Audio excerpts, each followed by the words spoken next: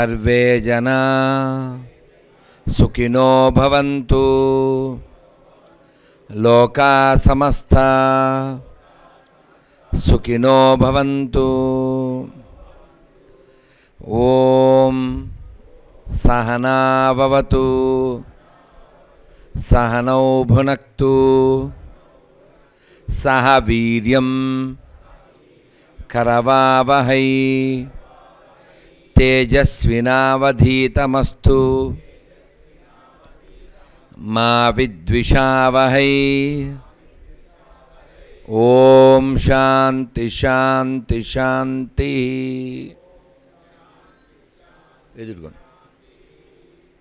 భారత్ మాతాకి చాలా సంతోషంగా ఉంది. ముందుగా ఏదైనా చేయాలంటే దానికి ఒక ఆర్తి ఉండాలి. నిన్న కూడా చెప్పలే, నిన్న కూడా అనుకోలేదు. అలా చెప్పగానే ఇలా ఇంతమందిని, ఇంత మంచి వేదికని, మళ్ళీ గురుగారు అనుమతిస్తే పూర్ణ కుంభమని, మా బంగారు కొండ మోదకొండల వారిని మాకు మోదం కలిగించడానికి మేము ఖేదం కలిగి ఉన్నాం. ఎందుకంటే ఈ ప్రయాణం చాలా చిరాకుగా, మళ్ళీ ఆయన గారు అయితే ఓ భారీ డైలాగ్ వేశారు, కారు తోలినట్టు లేదు లారీ తోలినట్టు ఉందని. అలా చిరాకుగా ఉన్న శ్రీనివాస్ గారు పరాకుగా ఉండి బహుపరాక్ అంటూ చాలా, అంటే వెంటనే ఏదో మంత్రం వేస్తే అన్నట్టుగా చిరాకంతా పోయి ఆనందం అయిపోయింది. అంటే ఒక వ్యక్తి బాధ్యత తీసుకుంటే ఒక కార్యక్రమం, ఒక ఇల్లు, ఒక దేశం చక్కగా ఉంటుంది, సుస్థిరంగా ఉంటుంది. మనం ఇలా ఫంక్షన్ చేసుకోగలుగుతున్నాం. కారణం ఏంటి? ఒక వ్యక్తి బాధ్యత తీసుకుని గత 10 ఏళ్ళుగా దేశాన్ని అలా కాపాడుతూ ఉంటే. అవునా కదా? మనకి ఫంక్షను, బికారిస్తాన్ వాళ్ళకి టెన్షను. అవునా కదా? అలా బాధ్యత ఫీల్ అవ్వడం వలన భారతదేశం ఇప్పుడు 2nd ప్లేస్లో ఉంది. ఎందులో? రోడ్ నెట్వర్కింగ్లో. 4th ప్లేస్లో ఉంది. ఎందులో? ఆర్థిక పరి. ఇంతకుముందు కూడా ఉండేవాళ్ళం 1, 2, 3, 4 ఏదో విడాకుల్లో, రోగాల్లో, అవినీతిలో, స్కాముల్లో. కాబట్టి బాధ్యత ఫీల్ అవ్వాలి. తిట్టకూడదు అనుకుంటాం, కానీ తిట్టకపోతే పని అవ్వదు. కొందరు మనోళ్ళు తెలిసి అని చెప్పలేం, కానీ బలిసి అని మాత్రం చెప్పచ్చు. బలిసి ఏదోటి మాట్లాడేస్తూ ఉంటారు. మనం ఇంత ప్రశాంతంగా కూర్చోగలుగుతున్నాం, వినగలుగుతున్నాం, తినగలుగుతున్నాం. ఎంతమంది బాధ్యత తీసుకుంటే అది సాధ్యమవుతుంది? అందువలన పనిచేసే వాళ్ళని, దేశ ధర్మాల కోసము కృషి చేసే వాళ్ళని మనం స్పందించకపోయినా నిందించకుండా ఉండాలి. అఫ్కోర్స్ అడిగారంట, ఏమండి మీరు అసలు ఇంత యాక్టివ్గా ఉంటారు, ఎవరిని మన ప్రధానమంత్రి గారిని, మీరు ఇంత యాక్టివ్గా ఉంటారు కారణం ఏంటి సార్ అంటే, రోజు ఇన్ని కేజీల తిట్లు తింటూ ఉంటాను, అందుకే బలంగా యాక్టివ్ ఉంటాను. కాబట్టి ఎవరైనా మురిగినా పని చేసేవాడు తరగడం. ఎందుకని? లక్ష్యం ఉంది. మనకు కూడా లక్ష్యం ఉండాలి. హనుమంతుడు వెళ్ళిపోతున్నాడు ఎక్కడికి? లంకకి. వెళ్ళేటప్పుడు ఫస్ట్ ఎవరడ్డం వచ్చారు?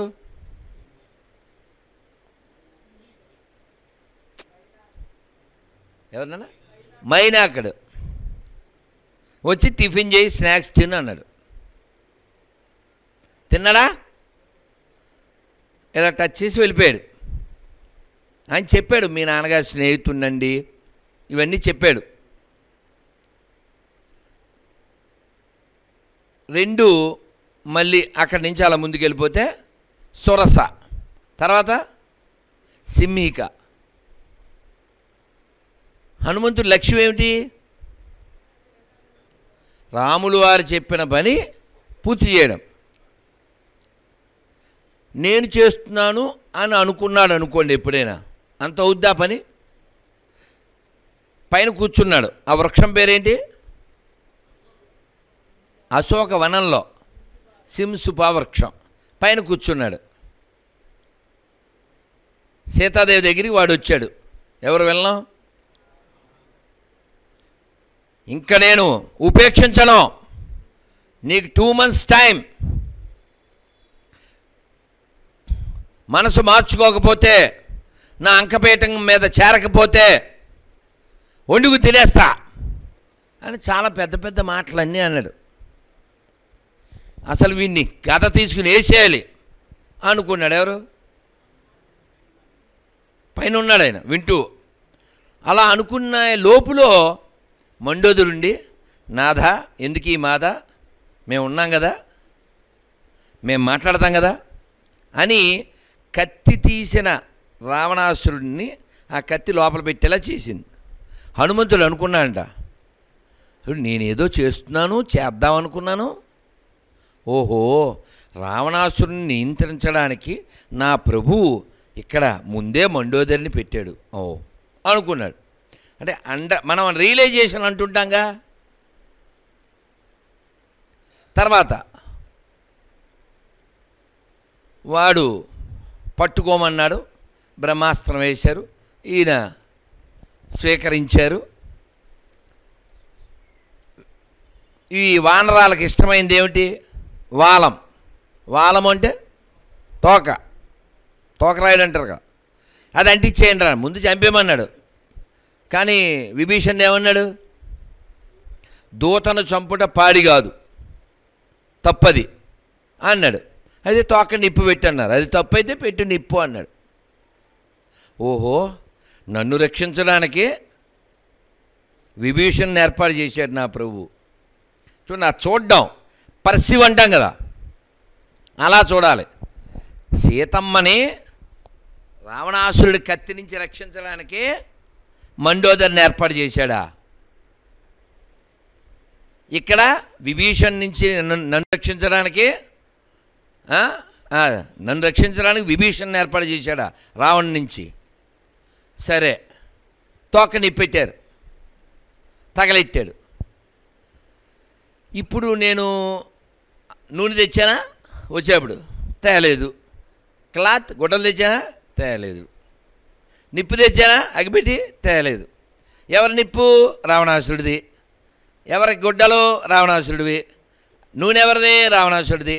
తగలబెట్టింది ఎవరిది? రావణాసురుడిది. ఇది కదా నా ప్రభువు రామచంద్ర ప్రభువు, ఎంత గొప్పవాడివయ్యా, అన్నీ వాడి ఐటమ్స్తో వాడి కొంపే అంటించేలా నన్ను వాడేవు. ఇది మేనేజ్మెంట్ అంటే. అదవుతుందా? అప్పటికప్పుడు ఆలోచించడం, ఏం చెయ్యాలి, ఎలా చెయ్యాలి, ఆ షార్ప్నెస్, దాన్ని ఏమంటాం? బుద్ధి. చాలామంది బుద్ధి లేకపోవడం వల్లనే మనం చాలా చాలా దెబ్బలు తిన్నాం, ఇంకా తింటున్నాం. అందుకే బుద్ధికి ప్రచోదనం కావాలి. ప్రచోదనం అంటే షార్ప్నెస్ లేపాలి దాన్ని. అందుకే ఎప్పుడైనా తిట్టినప్పుడు ఏం తిడతాం? బుద్ధి జ్ఞానం లేదా అని తిడతాం. మనసు లేదా అనం, మనం బుద్ధి లేదా అంటాం. కాబట్టి బుద్ధిర్బలం యశోధైర్యం నిర్భయత్వామరోగత ఆజాడ్యం వాక్పటుత్వం చ అనువత్స్మరణాత్ భవేత్. కాబట్టి బుద్ధి కావాలి మనకి. ఆ బుద్ధి కలిగిన వాళ్ళంతా ఈ దేశం చాలా గొప్పదని గుద్ది చెప్పారు. బుద్ధి లేని వాళ్ళంతా ఈ దేశ నాశనానికి ప్రయత్నం చేశారు, చేస్తూనే ఉన్నారు. అలాంటి బుద్ధి కలిగినటువంటి వాళ్ళు ఎందరో పుట్టిన నేలలో మనం పుట్టాం. అక్కడ ముగ్గురు ఎవరండి? సంగీత త్రయం. ఎవరు వారు? వాళ్ళు ముగ్గురి మూలం ప్రకాశం జిల్లాయే, తెలుసా? తెలుగు వాళ్ళే. ముగ్గురు ఒకే ప్లేస్కి వెళ్ళారు, తిరువయ్యారు.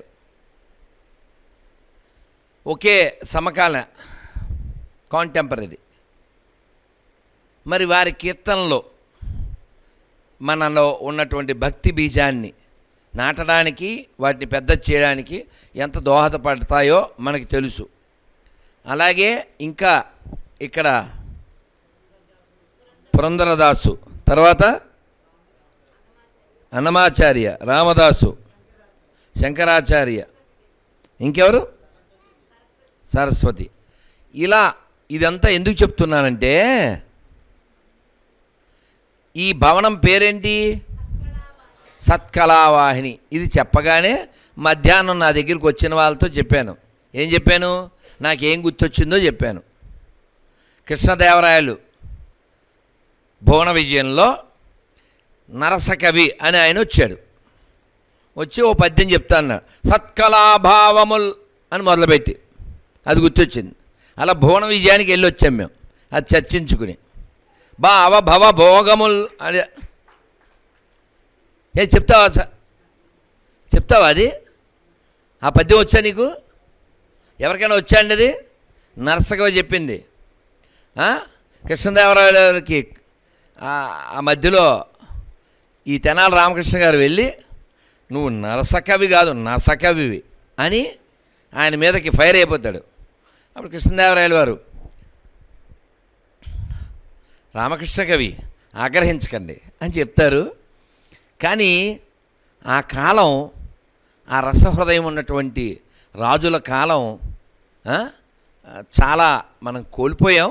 ఎందువల్లంటే చాలామంది ప్రపంచంలో ఎక్కువ దేశభక్తులు ఉండే దేశం ఏది?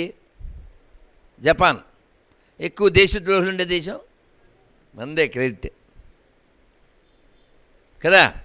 లేకపోతే ఇంత పెద్ద దేశాన్ని ఏదో 300 మంది 500 మంది వచ్చి ఆక్రమించగలరా? 300 సంవత్సరాలు పరిపాలించగలరా? కాబట్టి ఇప్పుడు చాలా నీడెడ్ ఏంటి అంటే దేశభక్తి. ఇది నా దేశం అని ఫీల్ అవ్వాలి.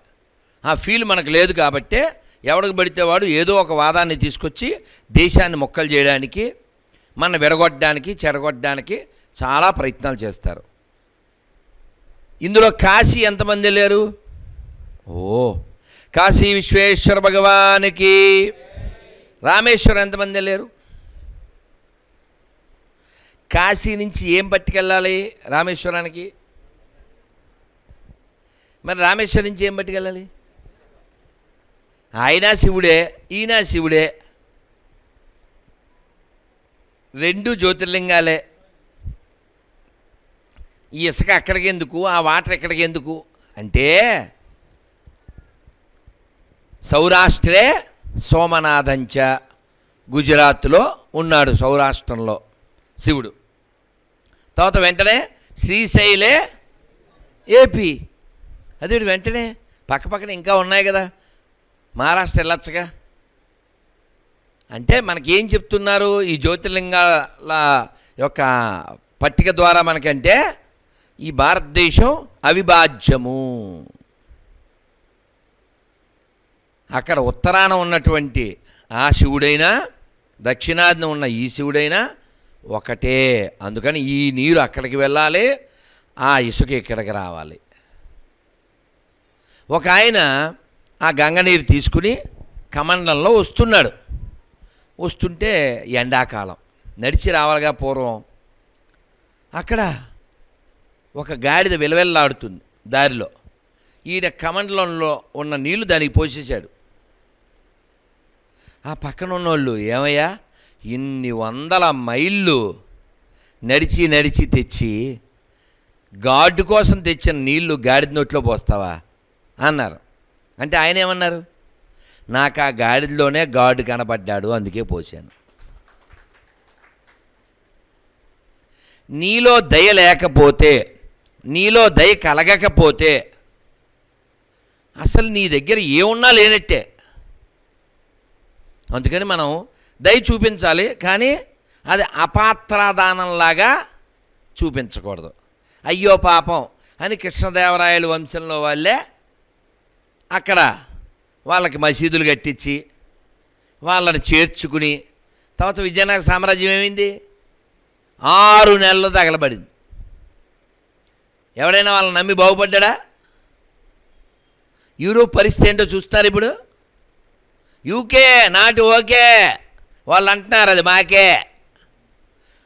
మొత్తం బ్లాక్ టెంట్సే తెలుసా మీకు. Paris Gaya, London is gone, ఇది టైటిల్. అలాంటి స్థితి రాకూడదు మనకి. అంటే మనం ఏం చేయాలి, దృఢంగా ఉండాలి, బలంగా ఉండాలి, మన వాక్కు వినిపించాలి. సెక్యులర్ కుక్కల నుంచి దేశాన్ని రక్షించాలి. ఎందుకంటే వాళ్ళు ఇంటి దొంగలు. ఎందుకంటే వాడు కనపడతాడు, పాకిస్తాన్ వాడు కనపడతాడు, బంగ్లాదేశ్ వాడు కనపడతాడు, రోహింగ్యా తెలుస్తాడు, గొర్రెలు తెలుస్తాయి. వీడు తెలదో, బొట్టెట్టుకుంటాడు, చేతికో కట్టు ఉంటుంది, మనోడేమో అనుకుంటాం.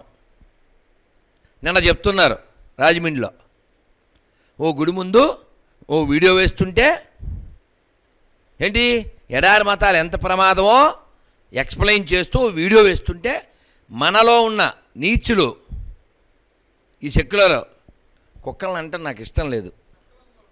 ఏమండి ఏమో వాటి జంతువులు అండమే పాపం అనిపిస్తుందిలే. వాటికి హక్కుంటే మన మీద కేసేస్తాయి. మమ్మల్ని ఎందుకు ఇన్సల్ట్ చేస్తున్నావు మనుషులతో పోల్చని. సో అది వాళ్ళ మీద గొడవపడి కేసు వేశారట. అంటే వీళ్ళ బానిస భావాలు ఎలా ఉన్నాయంటే, అందుకని మనలో దృఢత్వం లేకపోతే, మనలో హిందుత్వం లేకపోతే, మనకు ధర్మం అంటే ఏంటో తెలియకపోతే, ఆచరించకపోతే మనం చాలా కోల్పోయాం, ఇంకా కోల్పోతాం. మీరు విన్నది ఒక కథ చెప్పి నేను మైకు మా లాయర్ శ్రీకృష్ణ గారికి ఇస్తాను, మీరు కూడా మాట్లాడతారు, మేమందరం వింటాం. ఎందుకంటే కేవలం ఏకపక్షం కాకుండా మనలో మనం ఒక చర్చ చేసుకుందాం. ఒక రాజుగారు పేరు చక్రవేణ మహారాజు. ఈ రాజుగారు చాలా చాలా నీతిగా జీవించేవారు. ఎలా అంటే పొలం దున్నుకునేవాడు ఆయన. ఏది రాజ్యం చేస్తూనే పొలాలు ఆక్రమించడం కాదండోయ్, దేవుడు మాన్యాలు అవి ఎత్తుపోవడం కాదండోయ్. ఆయనకు ఒక పొలం ఉంది, ఆ పొలం దున్నుకుంటూ బతికేవాడు. ఈ ఆడవాళ్ళు పాపం ఎప్పుడైనా పేరంటానికి వెళ్తారు కదా, పేరంటానికి వెళ్తే ఏంటండి రాజుగారి భార్య అంటది గట్టిగా 4 నగలు కూడా లేవు అంటారుగా ఎవరో ఒకళ్ళు. ఆడవాళ్ళు డైలాగులు వేసేసారు. పాపం ఆవిడికి బాధ కదండి. ఏమన్నా నాకు బంగారం కావాలి అంది ఆవిడ. మామూలుగా అడిగే రకం కాదు, హట్ అయింది. ఇంక కళ్యాణ్ జ్యువెలర్స్ లలిత జ్యువెలర్స్కి వెళ్ళాలి. మరి ఈయన అలా వెళ్ళడం, కొనడానికి కూడా డబ్బులు లేవు. ఆయన ఒక మంత్రిని పిలిచి వెళ్ళి రావణాసురుడిని అడిగి ఇంత బంగారం తే అని చెప్పాడు. ఇవి వెళ్ళాడు మంత్రి. సార్ చక్రవేణ మహారాజు గారు మిమ్మల్ని ఇంత బంగారం ఇమ్మన్నారు అన్నాడు. ఎవడా నువ్వు అన్నాడు. చూశాడు. ఎవడంటే అడిగితే ఇచ్చేస్తాం ఏంటి, స్వర్ణలంకలు ఉంటే స్వర్ణం ఇచ్చేస్తామా, వెళ్ళలే అని పంపించాడు. సార్ రేపు మార్నింగ్ వస్తాను ఆలోచించుకోండి, లేకపోతే మీకే నష్టం అని చెప్పి మంత్రి వెళ్ళిపోయాడు.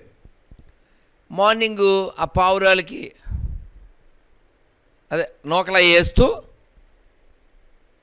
మండోదరి ఆవిడితో మాట్లాడుతున్నాడు రావణాసురుడు.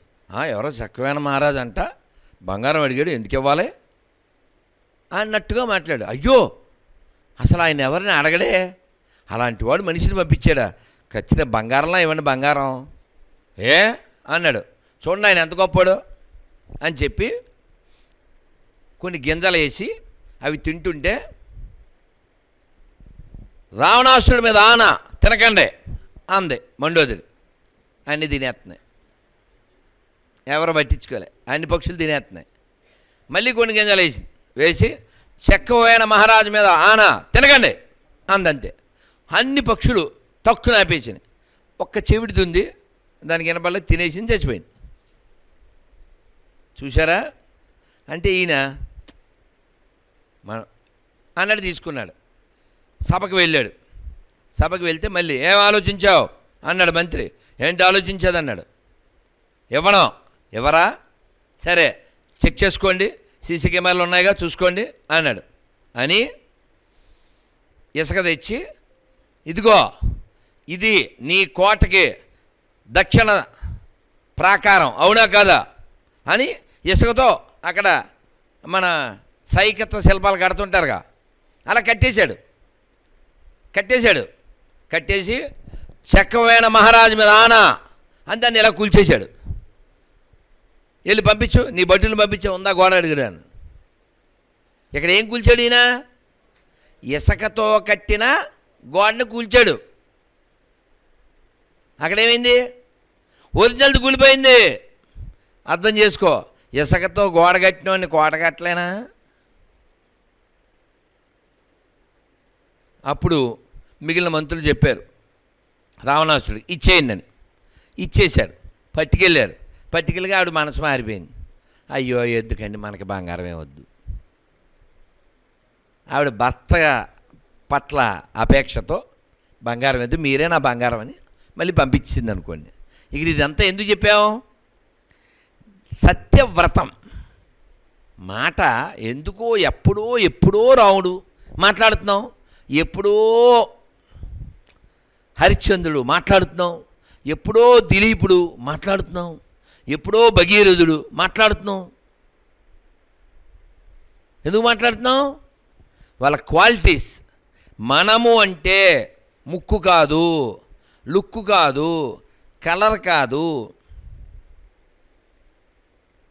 మన పాకెట్లో ఉండేది కాదు, లేదా దాని ఏమంటారు లాకర్లో ఉండేది కాదు. మనము అంటే మన గుణాల చేతే ఎవరైనా గుర్తింపబడతారు, గుణాల చేతే ఎవరైనా ఉద్ధరింపబడతారు. కాబట్టి ఆ గుణనిధి అయిన వాడు దాశరథి, ఆ గుణనిధి దాశరథి. అందువలన మనం భగవంతుణ్ణి పొందడానికే ఈ మానవ జన్మ వచ్చింది. అది పొందకపోతే ఇది మళ్ళీ వస్తుందా? గ్యారంటీ ఉందా? ఇందాక వస్తూ కూడా లాయర్ గారు అలా చర్చ చేస్తూ ఉంటాం కదా మాటలో. వీక్ మైండ్తో చచ్చిపోకూడదు. ఎందుకని వీక్ మైండ్తో చచ్చిపోతే మళ్ళీ అలాంటి జన్మే వస్తుంది. స్ట్రాంగ్ థింక్ చేయాలి. స్వామి వివేకానంద ఎలా అన్నారో, ఓ చర్చ ఆగిపోయింది, అది సార్ పూర్తి చేసేయండి. అదే ఎవరో 2 రోజులు వివేకానంద తినలేదు, చెప్పేయండి, మేము కూడా వినేస్తాం. సో కాబట్టి స్ట్రాంగ్ విల్లింగ్ ఉండాలి, విల్ పవర్ ఉండాలి. విల్ పవర్ రావాలంటే దిల్ ఉండాలంటే దానికి తగ్గ జ్ఞానం ఉండాలి. మనం తొందరగా అటెంప్ట్ చేయడం కానీ, తొందరగా టెంప్ట్ అవ్వడం కానీ, అది చేయడానికి కారణం ఏంటి? Week mind. ఈ వీక్ మైండ్ ఉండకూడదు, రాక్ మైండ్ ఉండాలంటే ఏం చేయాలి? జ్ఞానం ఉండాలి. భగవద్గీతలో స్వామి నా దగ్గరికి 4 వస్తారని చెప్పాడు. ఎవరా 4?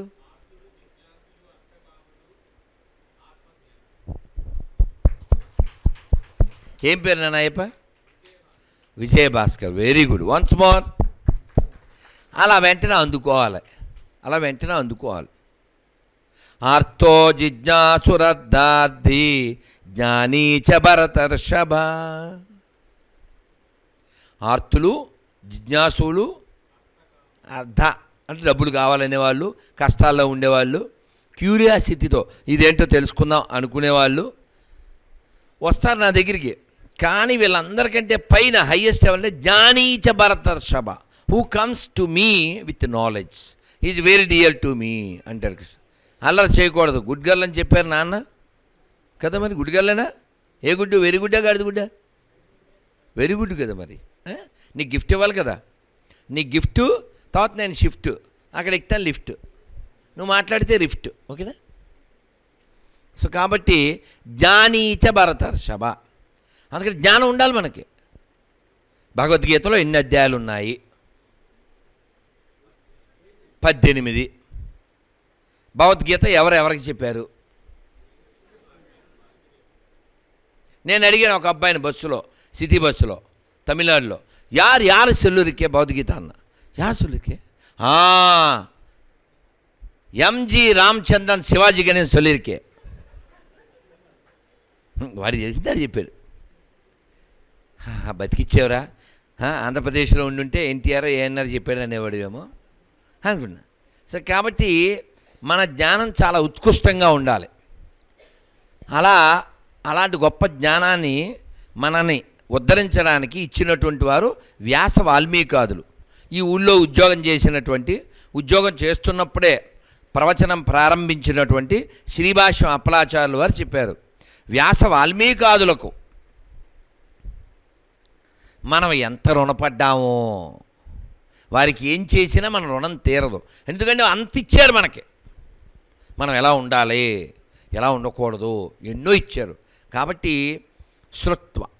శృతి అంటే వినేది, వినాలి.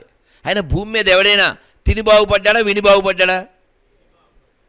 తినేవాడు బాగుపడతాడండి, రెస్టారెంట్ వాడు బాగుపడాలి, హాస్పిటల్ బాగుపడాలి కదా.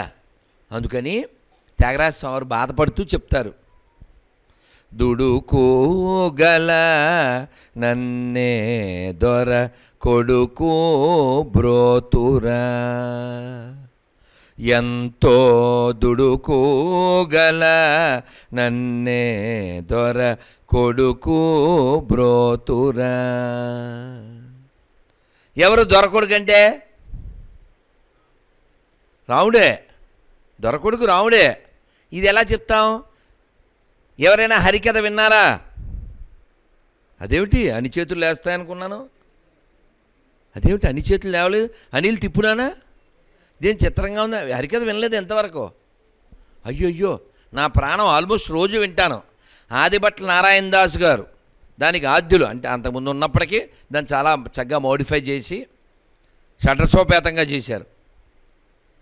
ములుకుట్ల సదాశివ శాస్త్రి గారు, ప్రస్తుత కాలంలో అయితే సింహాచల శాస్త్రి గారు, అంతకుముందు కోట సత్యనారాయణ శాస్త్రి గారు, ఎందరో. అయితే హరికథ చిన్నప్పటి నుంచి విన్నా అదంతా మనకు అర్థం కాదు పిల్లలం.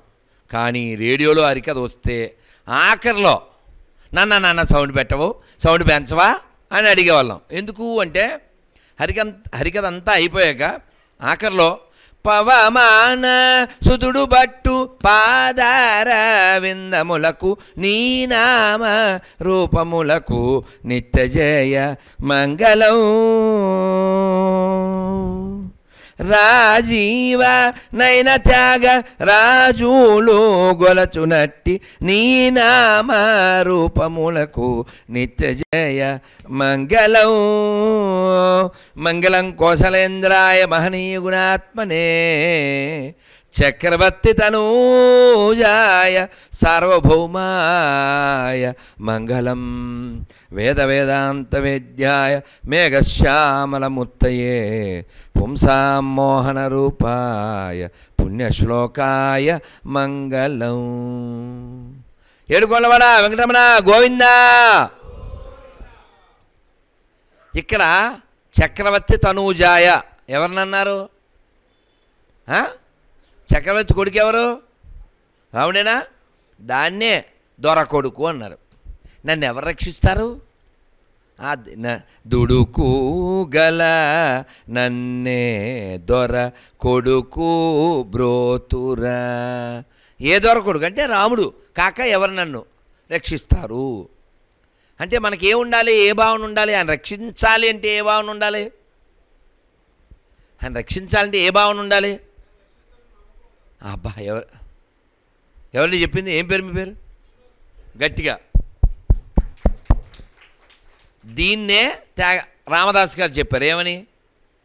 రక్షింపకున్నను రక్షకులెవరింకా రామచంద్ర, నన్ను రక్షింపకున్నను రక్షకులెవరింకా రామచంద్ర. అలా మనం సరెండర్ అవ్వాలి. ఆ సరెండర్ అయిన వాడి యొక్క ఫెయిత్ లెవెల్ ఎలా ఉంటుందంటే, ఆ కాన్ఫిడెన్స్ లెవెల్ చాలా హైలో ఉంటుంది. అది కూడా రామదాస్ గారు చూపిస్తారు. ఏమంటారు? పాహి రామ ప్రభో, పాహి రామ ప్రభో, పాహి భద్రాద్రివై దేహి రామ ప్రభో. పాహి రామ ప్రభో, పాహి రామ ప్రభో, పాహి భద్రాద్రివై దేహి రామ ప్రభో. ఇందిరా హృదయారవిందాదిరూఢ నందనాకారణానంద రామ ప్రభో. ఎందునే చూడని సుందరానందమున్ కందునో కన్నులిం పొంద రామ ప్రభో. పాహి రామ ప్రభో, పాహి రామ ప్రభో. ఈ చరణాలు చెబుతూ ఆయన ఏమంటారంటే, నేను మళ్ళీ పుట్టను అని ఆయన ఇలా డంకా బజాయిని చెప్తారు. నేను మళ్ళీ పుట్టనని ఎవరు చెప్పగలరండి? భగవంతుడు నా పక్షం అని ఎంతో గొప్ప కాన్ఫిడెన్స్ లెవెల్ ఉంటేనే కదా. మరి మనం చెప్పగలమా? నేను అడుగుతూ ఉంటాను సభలో, ఇవాళ రాత్రి పడుకుని పొద్దున్న లేవకపోయినా పర్వాలేదు అనుకునే వాళ్ళు చేస్తాను. తిప్పునాను అనిల్, ఆహా ఆహా ధైర్యం ఉంది. అనిల్ ఇటు కూడా తిప్పాలి, ఒక చేయి కూడా లేవలే, ఒక చేయి లేచింది, అమ్మయ్య, రైట్ రైట్. ఇప్పుడు ఒక జోక్ ఏంటో చెప్తా. ఇప్పుడు రేపు పాడెత్తాలంటే ఇవాళ మనం చెయ్యెత్తాలా? మన పర్మిషన్ కావాలా ఎముడికి? ఎముడికి మన పర్మిషన్ అవసరమా? నువ్వు చెయ్యెత్తినే ఎత్తపోయినా టైం అయిపోతే పాడెత్తేస్తారు. మనకు అసలు ఆ గ్రహించని విషయం చెప్పనా, గ్యారంటీగా వచ్చేది చావు. అసలు గ్యారంటీ లేని లైఫ్. గ్యారంటీగా వచ్చే దాని గురించి మనం మాట్లాడం, గ్యారంటీ లేని దాని గురించి మోసం, అబద్ధం, గొడవ, గోష్ఠి, జగడమే. ఇలా అన్నయ్యతో గొడవ, తమ్ముడితో గొడవ, నాన్నతో గొడవ, అమ్మతో గొడవ. ఇది గ్యారంటీ లేని లైఫ్ కోసం. గ్యారంటీగా వచ్చే చావు ఉందే, దానికి అసలు మనం అది రానట్టే. దీనికే మాట్లాడాడు ధర్మరాజు. ఏమని? ఆయన అడిగారు యక్షుడు, ప్రపంచంలో ఆశ్చర్యకరమైనది ఏంటి? కిమ్ ఆశ్చర్యపరం అన్నాడు. ఏంటది? హాని హాని భూతాని గచ్చంత్యమాలయం దినే దినే. రోజు యమధర్మరాజు దగ్గరికి వెళ్ళిపోతున్నారు ఎవరెవరో, అది చూస్తున్నాడు వీడు, వింటున్నాడు. అయినా నేను ఇక్కడే ఉంటాను అని అనుకుంటాడు వీడు. ఉంటావా? నువ్వేం చెప్తావు వాడికి? ఆయ్ బ్రో అంటుంటావు, ఐబ్రోలు ఎగరేసి. నువ్వు ఉంటావని కదా నీ మాటలో. భగవద్గీత ఎందుకు ఎక్కట్లే? మనం ఇక్కడే ఉంటాం అని అనుకోవడం వల్ల ఎక్కట్లే. అర్జునుడు ఎందుకండి జావగారిపోయాడు? అక్కడ అందరూ కనబడ్డారు. ఎవరు కనబడ్డారు? తాతలు, చుట్టాలు, పట్టాలు, బంధువులు కనబడితే ఏమైపోయాడు? బావా నాకు కారిపోతుంది జావా, నువ్వు కూడా నాతో రావా, మనం వెళ్దాం గోవా, తిందాం కోవా. ఇది మనసంతా అలాగా జారిపోయాడు. జారిపోయి కృష్ణుడు మండిపోయింది తెలుసా? 2వ అధ్యాయం చదవండి. వా ఎలా తిట్టాడు. ఏం మనిషివా నువ్వు? ఏం మనిషివి నువ్వు? నువ్వు అసలు మిలిటరీ మ్యాన్వేనా నువ్వు? Are you military man are అన్నాడు. ఇది నపుంసకుడిలా మాట్లాడుతున్నావేంటా అన్నాడు. అని జాతస్య హి ధ్రువో మృత్యు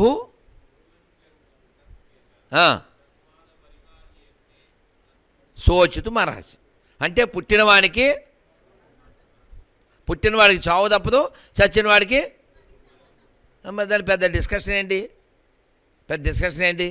ఉంటావా నువ్వు? ఎవడో ఉండగా కారే రాజులు వారేరి గర్వోన్నతిని పొందరే, ఏరి ఆ రాజులంతా ఏరి ఎవరు పట్టుకెళ్ళారా అని అన్నారు.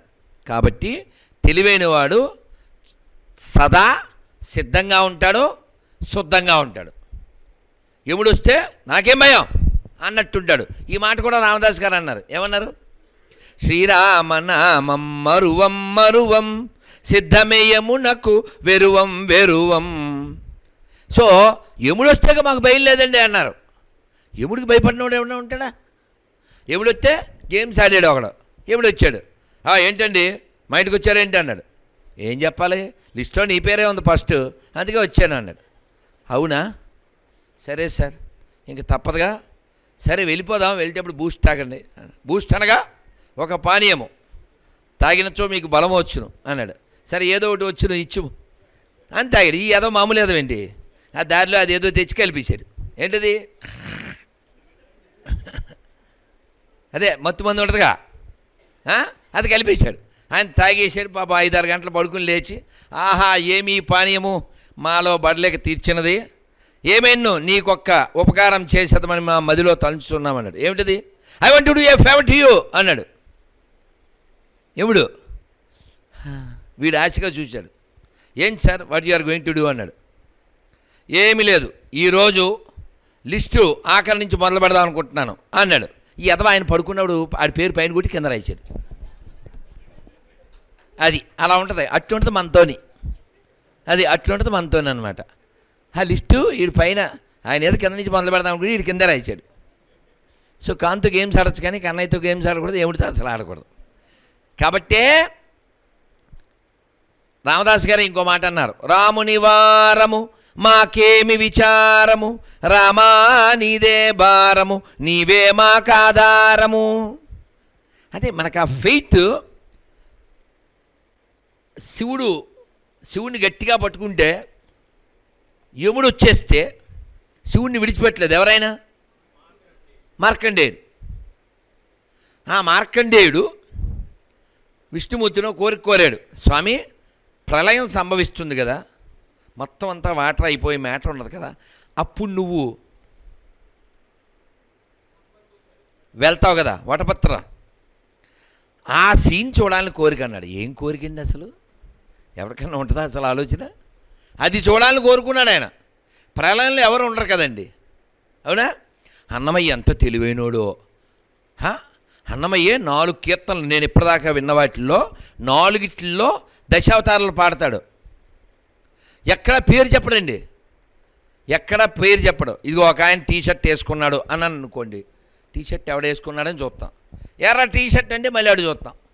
అలాగా దశావతారాల పేర్లు చెప్పకుండా 4 కీర్తనలు పాడాడు. అందులో ఇది ఒక్కటి చెప్పి నేను మైక్ ఇచ్చేస్తాను, తర్వాత మీరు కూడా మాట్లాడాలి.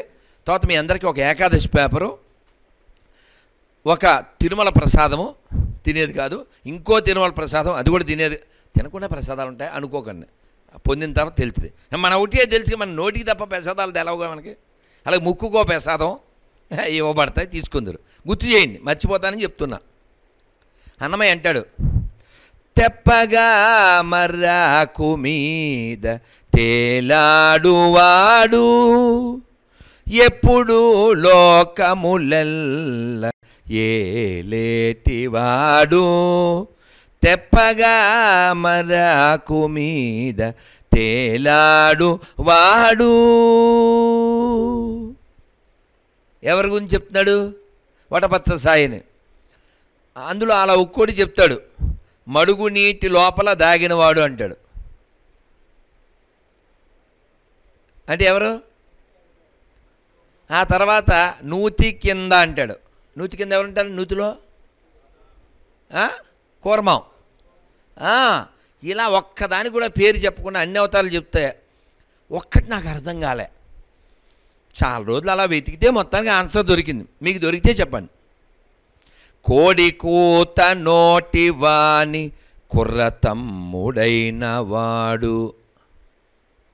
భగవంతుడు అవతారంలో తమ్ముడు క్యారెక్టర్ ఏది ఉంది? కృష్ణుడు ఒకడేగా. రాముడు తమ్ముడు కాదు, పరశురాముడు తమ్ముడు అయినప్పటికీ కూడా అలా అన్నయ్యల గురించి మనకు తెలీదు. నరసింహస్వామి తమ్ముడు కాదు, కృష్ణుడు ఒక్కడే కదా తమ్ముడు.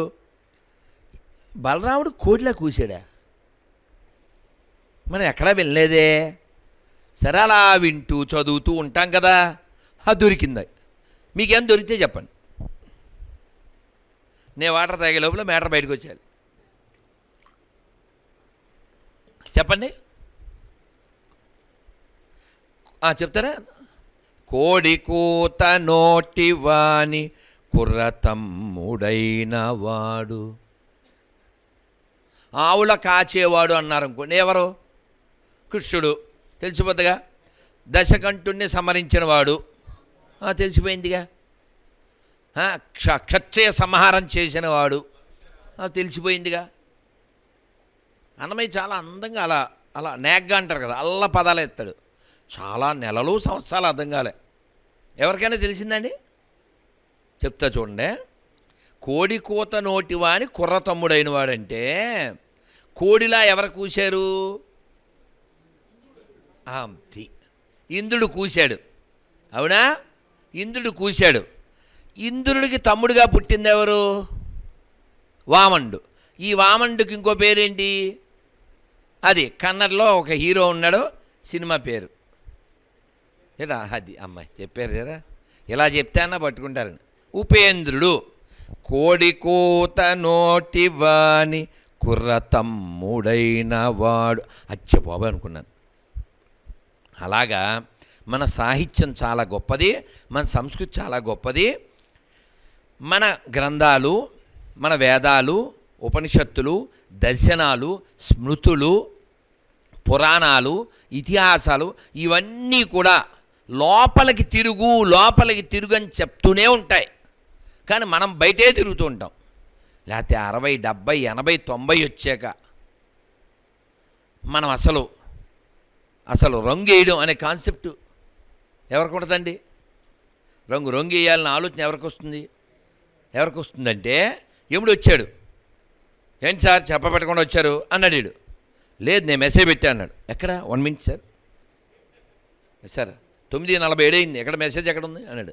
వాట్సాప్పా, ఫేస్బుక్కా, యూట్యూబా అన్నాడు. ఏడిసావు. నేను మెసేజ్ పెట్టి సెల్లో తల్లో పెట్టా అన్నాడు. అర్థం కాలేదు సార్ అన్నాడు బ్రహ్మానందంలాగా. అంటే ఆయన చెప్పారు, మామూలుగా నువ్వు పుట్టినప్పుడు దాదాపు 40 ఏళ్ళు వచ్చేదాకా నీ జుట్టు ఏ కలర్లో ఉండేది అన్నారు. నార్మల్లీ బ్లాక్, తర్వాత ఏమైంది? వైట్. నువ్వేం చేసావు? నలుపు తెలిపోతుందంటే మలుపు వస్తుందనే కదా. నలుపు తెలిపోతుందని పిలిపోతుందనే కదా. ఆలోచించండి. అది వెనకాల వాళ్ళకి అర్థమైంది. మా నీళ్ళేమో తిప్పడం. నలుపు తెలిపోయిందంటే అర్థం మలుపు వస్తుందని, ఏదో గెలిపోతుందని కాదు, పిలిపోతుందని. మలుపు పిలుపు, నాట్ గెలుపు. అవునా? కానీ వీడు అమ్మో మలుపు వస్తుంది, పిలుపు వస్తుంది అని చెప్పి ఏం చేయాలి? గాడ్కి దగ్గర అవ్వాలి. కానీ ఈ బ్యాడ్ ఫెలో గాడ్కి దగ్గర, గాడ్రేజ్కి దగ్గర అవుతాడు. గాడ్రేజ్ ఉండగా ఎవ్రీడే పండగ. వెళ్ళినప్పుడు తిప్పవాడు. నవ్వులు తీవా? నీ నవ్వులు మేము చూడాల్సిందేనా? సో గాడ్రేజ్ ఉండగా దస్కా ధమాకా 10 రూపాయలు చాలు, 100 వెయ్యక్కర్లే. ఏదైతే కళ్ళతో చూసి ఆశ్చర్యపోయాను. ముసలోడే కానీ అనుకున్నా. మనవరాలి పెళ్ళికి వెళ్తూ వాడు తిట్టకూడదు, రంగేస్తున్నాడు. వాడు పెళ్ళికొడుకా? తోట పెళ్ళికొడుకా? పోనీ పెళ్ళికొడుకు ఫ్రెండా? వాడికి రంగులు ఎందుకండి? వాడు ఎవరికి అందంగా కనపడాలి? మళ్ళీ అద్దంలో అందంగా లేనా, అసలేం బాగోలేనా? వీడు బాగుంటేడు, బాగుపోతే ఏంటండి పోయేవాడు. సో పాడెక్కేవాడికి పౌడర్ ఎందుకండి? తర్వాత ఎలా గులాం చల్లుతారుగా.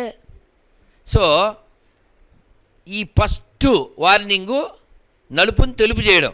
సర్దుకోరా bag, don't behave like a dog, నువ్వు చెయ్యబోకు జాగు అని కదా. సరే, మొట్టమొదటి వార్నింగు నువ్వు రంగుతో పక్కన పెట్టించావు. రెండో వార్నింగ్ ఏంటి? పళ్ళు రాలగొట్టా. పళ్ళు రాలగొడితే ఏం చేయాలి? వెంటనే మనోడు మెంటల్ వెంటూ పార్దా డెంటల్ పల్లికిలిచ్చాడు.